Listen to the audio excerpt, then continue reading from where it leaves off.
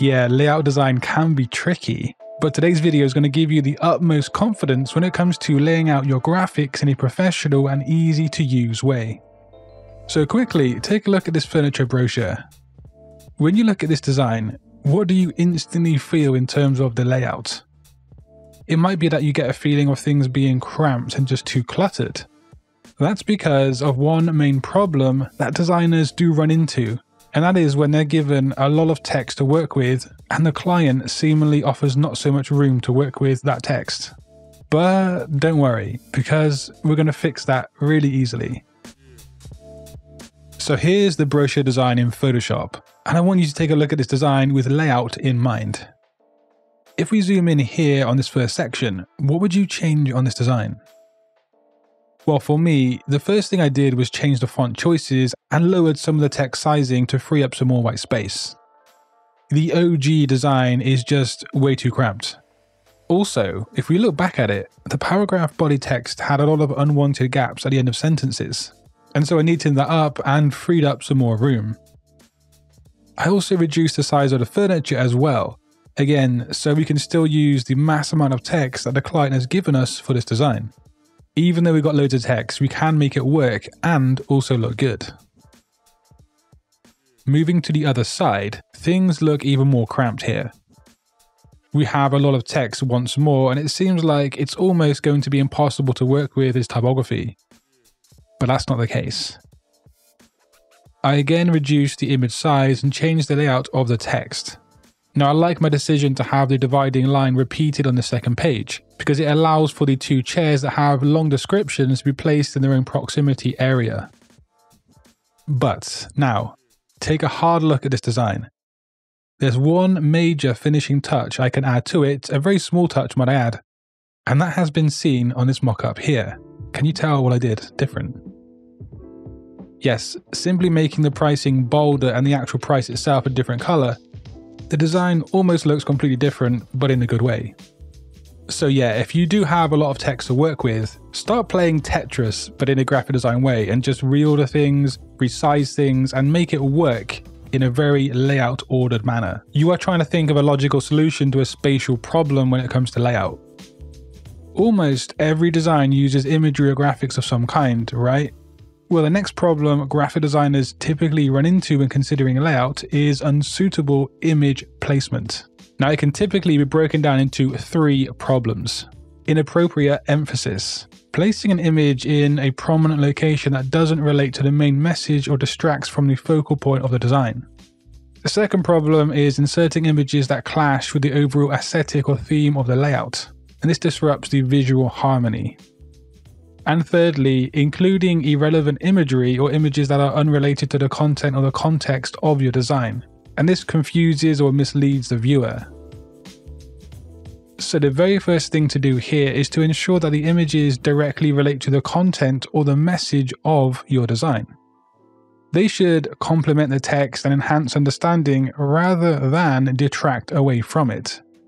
So if your design is a poster promoting a new cutting-edge smartphone, you won't want to use imagery of elderly people with outdated technology, and that's just an extreme example. Now, context is king. When you know the context, almost everything else in your design will just fall into place. Next, place images strategically to guide the viewer's eye throughout your layout in a logical and intuitive manner. Consider the natural reading path, and then place images where they will actually enhance comprehension and engagement. You should allow for enough white space so the viewer can easily move around your design. More about that very soon.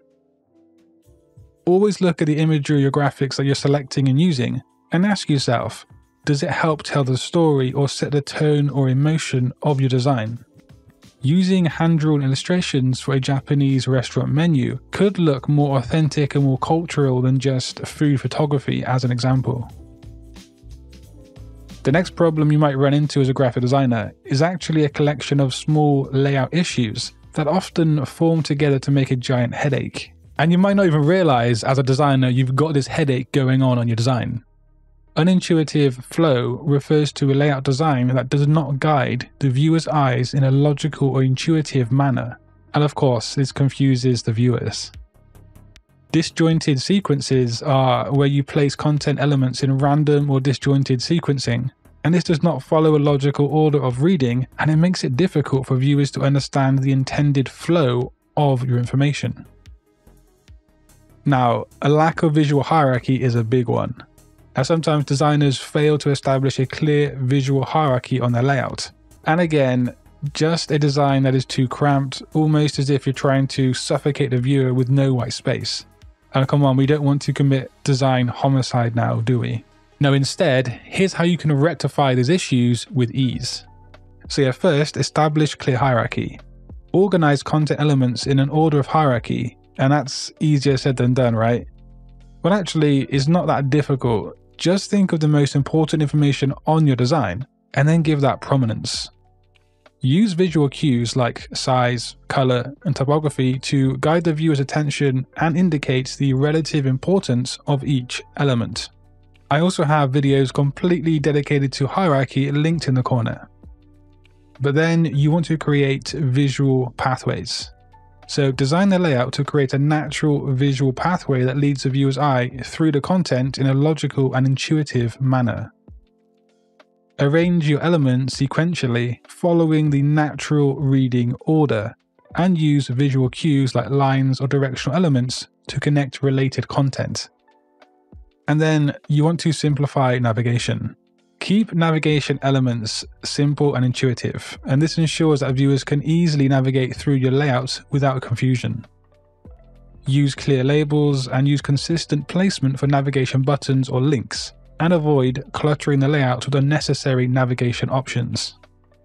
You can even use subtle cues like an arm pointing or a bird spreading its wings in a direction to the next port of call, and so on.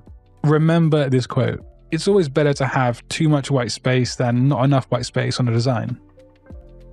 Often, there will be guidelines given to the designer to follow, and it might be difficult to apply these guidelines in relation to layout across one or more designs. And here's how that might look. Now, you might think this Adidas poster looks cool, it looks half decent and not so bad as a graphic design. But if I sent this design to Adidas while potentially working on a project for them, this design would get rejected for many different reasons. This here is the Adidas style guide. Now, we're not too bothered about the introduction and the first few pages. The real meat of the situation starts right here. Firstly, they state that black and white versions of the logo should only be used in certain situations of color restriction and background color. And look at the 3 older logos that are now not allowed to be used at all. My design here uses one of these out-of-bound designs. The guide goes on to talk about the absolute smallest size you're allowed to use for the logo, and also the least amount of micro white space around the logo and the logo type itself. And then the next page, well, this looks at some super rookie violations. I mean, look how bad this logo now looks with a drop shadow on it. Interestingly, we have suggestions for typography of Roboto and also Helvetica if needed. But yeah, this style guide is an interesting read. And if you're working for a client who has a style guide, you absolutely need to take into consideration the layout of the logo and the branding assets. Otherwise, you're going to waste a lot of their time and a lot of your time as well. But if you want to make some great use of your time right now, learn some more graphic design skills that are going to be useful to you by clicking the video on screen. And until next time, guys, design your future today. Peace.